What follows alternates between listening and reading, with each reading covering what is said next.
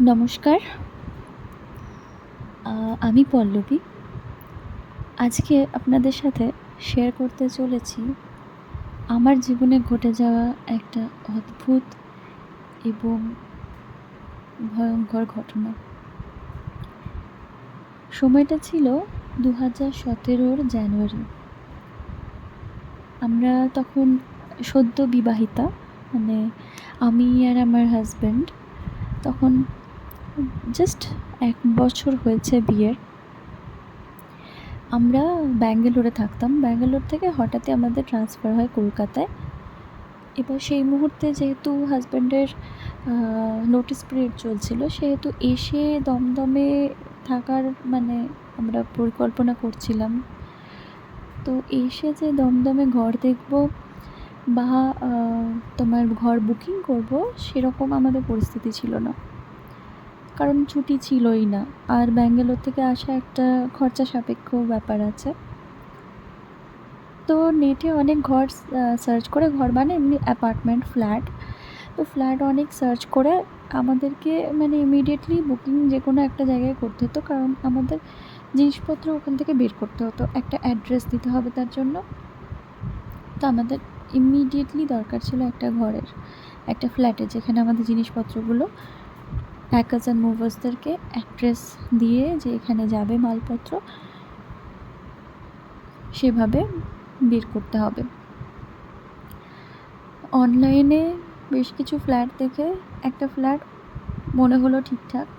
আশেপাশে লোকেশন কোথায় কী কিচ্ছু জানি না, শুধু জানতাম যে এয়ারপোর্টের কাছে।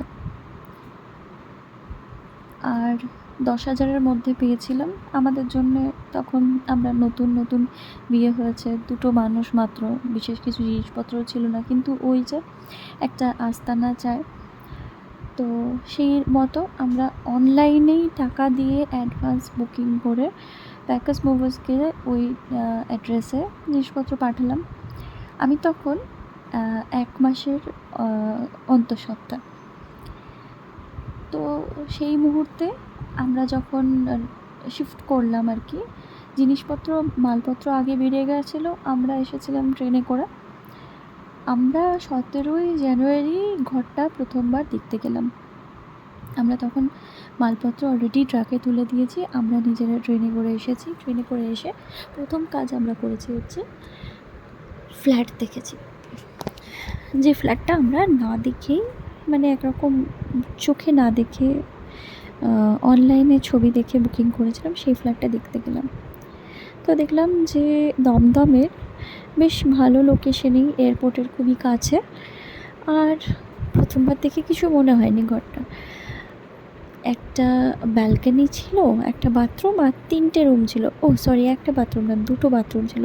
একটা বাথরুম যাওয়ার মতো ছিলই না, কারণ ওটা একদম অন্ধকূপ টাইপের।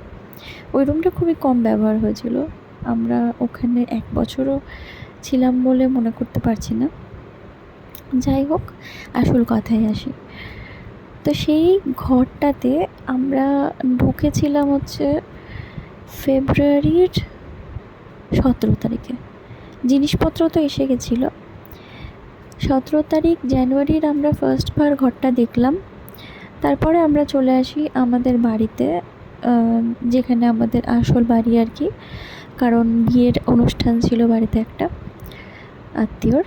তো সেই কারণে আমরা বাড়ি চলে আসি। আমরা জিনিসপত্র ওখানে যেদিনকে আসে আর কি, মালপত্র যেদিনকে আসে, সেদিনকে শুধু আমার হাজব্যান্ড ছিল আর আমার বাবা ছিলেন। তখন অবধি আমরা জানি না যে কী হতে চলেছে। জিনিসপত্র ঘরে ঢুকিয়ে আমার হাজব্যান্ডও চলে এসেছিল কয়েকদিনের জন্য। ফেব্রুয়ারি মাসের 12 তারিখে আমার মিসক্যারেজ হয়। নিজেকে খুব ভালো করে যে সামলাতে পারছিলাম তা নয়, কিন্তু তখন আর কি সবথেকে বেশি হাজব্যান্ডকে প্রয়োজন ছিল, যে কারণে আবার আমি কলকাতার দমদমের ওই নতুন ফ্ল্যাট যেটা ভাড়া নিলাম, সেটাতে আসতে বাধ্য হলাম। 17 তারিখ ফেব্রুয়ারির আমি ওই ঘরে ঢুকলাম। অবশ্যই তখন একটা খুবই দুর্বল সময় যে কোনো একটা মেয়ের জন্য। আর ওটা ছিল আমার মানে আমার অবশ্যই সব মানুষেরই কিছু স্বপ্ন থাকে, কিছু আশা আকাঙ্ক্ষা থাকে। সব কিছু শূন্য হলে তখন এমনিতেই একটা ভঙ্গুরও প্রায় মনের অবস্থা। তো যাই হোক, আমরা ওই ঘরে থাকা স্টার্ট করলাম। আমার হাজব্যান্ড সকালবেলায় অফিস চলে যেত, সারাদিন আমি একাই থাকতাম। ও আসতো ওই 8টা সাড়ে 8টা করে রাত্রে, আর সকালে ওরম 9টার সময় বেরিয়ে যেত। সারাদিন আমি একাই থাকতাম বলতে পারো একটা 3 কামরার ঘরে। আশেপাশের ফ্ল্যাটগুলো খুব কাছাকাছি ছিল। ওই অ্যাপার্টমেন্টেই একটা ফ্লোরে 1টা 2টো 3টে 4টে 5টা করে ফ্ল্যাট ছিল। পাশাপাশি ঘরগুলো খুবই কাছাকাছি ছিল, আশেপাশের আওয়াজ আসতো। দিনের বেলাতে কোনো সমস্যা হতো না।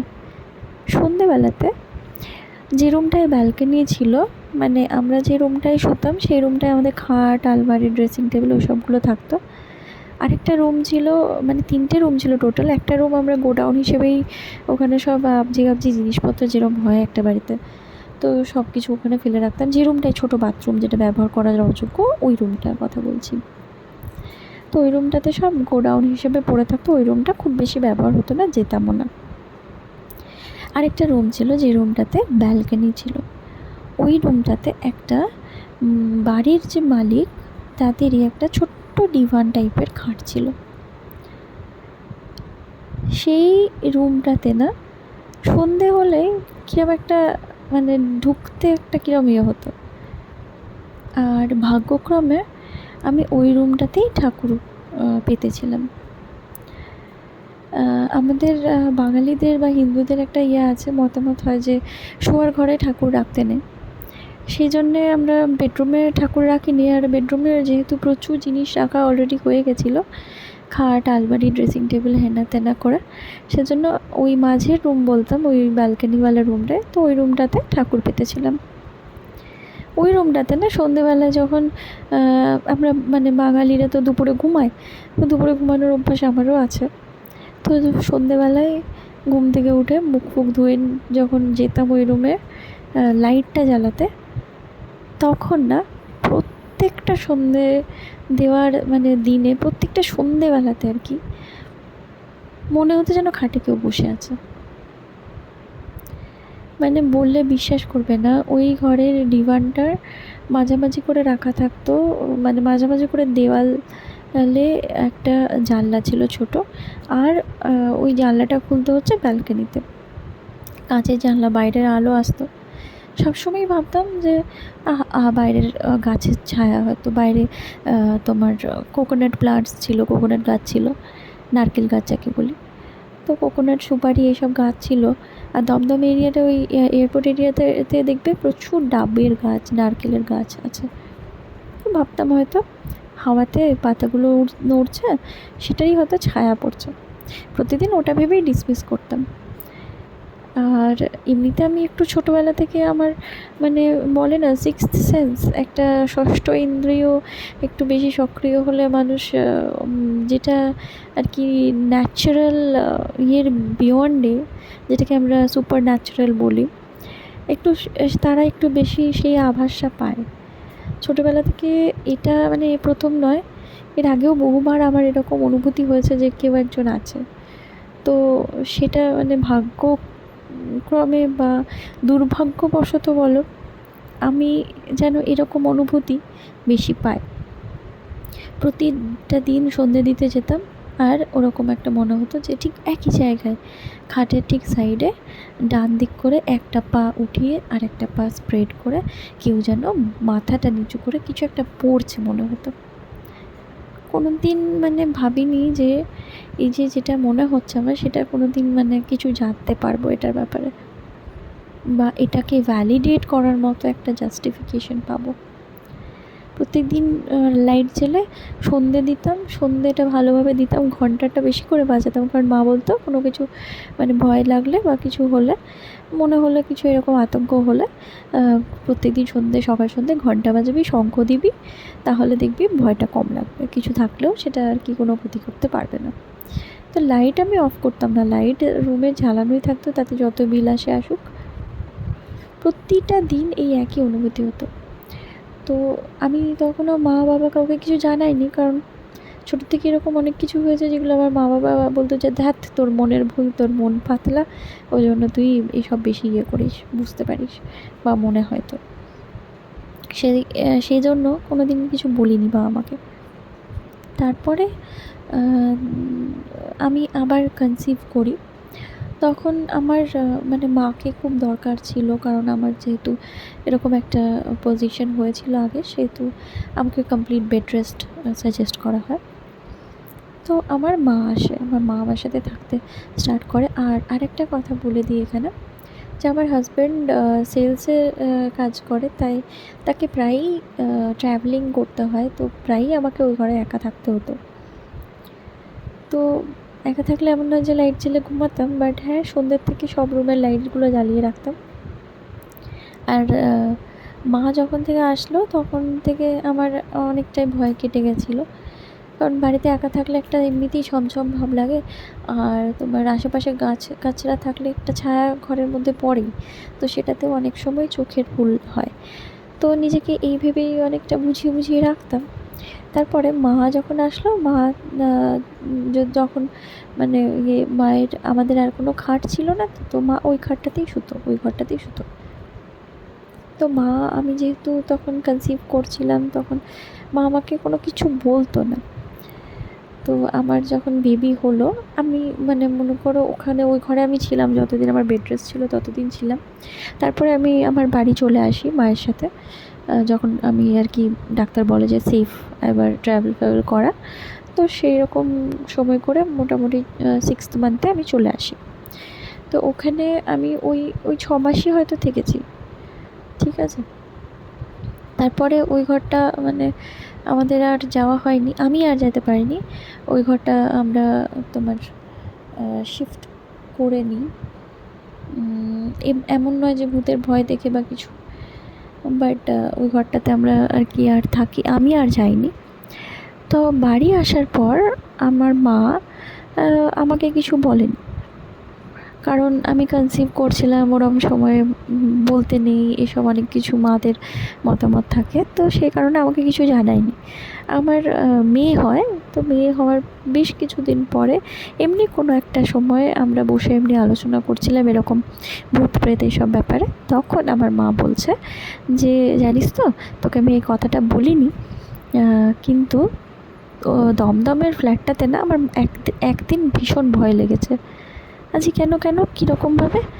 বলছে একদিন তুই ঘুমাচ্ছিলিস সন্ধ্যাবেলায়, আমি উঠেছি, নিয়ে রান্নাঘরে রান্না বান্না কিছু চাপিয়ে তারপরে আমি রুমে গেছি যে চুলটা আঁচড়ে এবার সন্ধে দেবো, তো লাইটটা জ্বালাবো, আমি ঘরে ঢুকে আমি হতবাক হয়ে দাঁড়িয়ে গেছি। আজকে কেন, কী হলো? তখন কি হয়েছিল আমার তো তখন আমি বুঝতে পারছি, একটু সেন্স করতে পারছি যে মা কী বলতে চলেছে, তাও মনে হলো যেন কী হলো জিজ্ঞেস করি। তখন মা বলছে যে ওই খাটটাতে, ওই ডিভানটাতে ঠিক ডান দিকের কোণাটাতে মনে হলো, আমি ঘরে ঢুকতেই মনে হলো যেন কেউ একটা পা উঠিয়ে আর একটা পা নামিয়ে, মানে একটা পা ভাঁজ করা অবস্থায় আর একটা পা স্প্রেড করা অবস্থায় মাথাটা নিচু করে কেউ গুঁড়ি হয়ে কিছু বই পড়ছে। বিশ্বাস করতে পারবে না, আমি যখন এখন বলছি কথাটা তখন আমার গায়ে কাঁটা দিচ্ছে। আমি তখন আমার মাকে বললাম, তুমিও দেখেছো? মা বললো, হ্যাঁ আমিও দেখেছি এটা। তুইও দেখেছিস কি? আমি তখন মাকে বললাম যে আমি এরকম বেশ অনেকবার দেখেছি। ঘটনাক্রমে আমার হাজব্যান্ড ওখানে ছিল আরও কয়েক মাস, মানে ওই 4-5 মাস আরও ছিল নিউ টাউনে শিফট হওয়ার আগে। ও যখন নিচের দোকান গেছিলো, নিচে একটা গোলদারির দোকান ছিল, সেই দোকানে যে মালিকটা, সে আর কি জিজ্ঞেস করেছে আপনারা কি ওই ফ্ল্যাটে এসেছেন? তখন ওখান থেকে আমার হাজব্যান্ড জানতে পারে যে ওই ফ্ল্যাটটাতে নাকি কয়েকজন স্টুডেন্ট থাকতো, মানে 3টে রুম ছিল, 3টে রুমের শেয়ারিংয়ে কয়েকজন স্টুডেন্ট থাকতো, তাদের মধ্যে একজন ওই রুমটাতে নাকি মানে নিজেকে ফিনিশ করেছিল। মানে কি যে মানে ভয়টা সেদিনকে লাগলো যেদিনকে আমার হাজব্যান্ড এটা বললো। সেটা বলে বোঝাতে পারবো না। যাই হোক, এটা আমার জীবনে একটা মাত্র ছোট্ট ঘটনা বললাম। এরকম আরও অনেক আছে। আমার মানে অনুভূতিতে আমি যে বুঝতে পারি তাদেরকে, সেটা আরও কয়েকটা তোমাদের শোনাবো এরকম অভিজ্ঞতা। যদি আজকের এই ভিডিওটা, এই অভিজ্ঞতাটা তোমাদের সাথে শেয়ার করলাম সেটা তোমাদের ভালো লেগে থাকে, তাহলে অবশ্যই চ্যানেলটাকে লাইক করে সাবস্ক্রাইব করে পাশে থেকো। দেখা হচ্ছে আবার কোনো একটা দিন নতুন কোনো একটা ঘটনা নিয়ে। ততক্ষণ সবাই ভালো থেকো, সুস্থ থেকো, আর নিজেদেরকে প্রোটেক্টেড রেখো তেনাদের কাছ থেকে।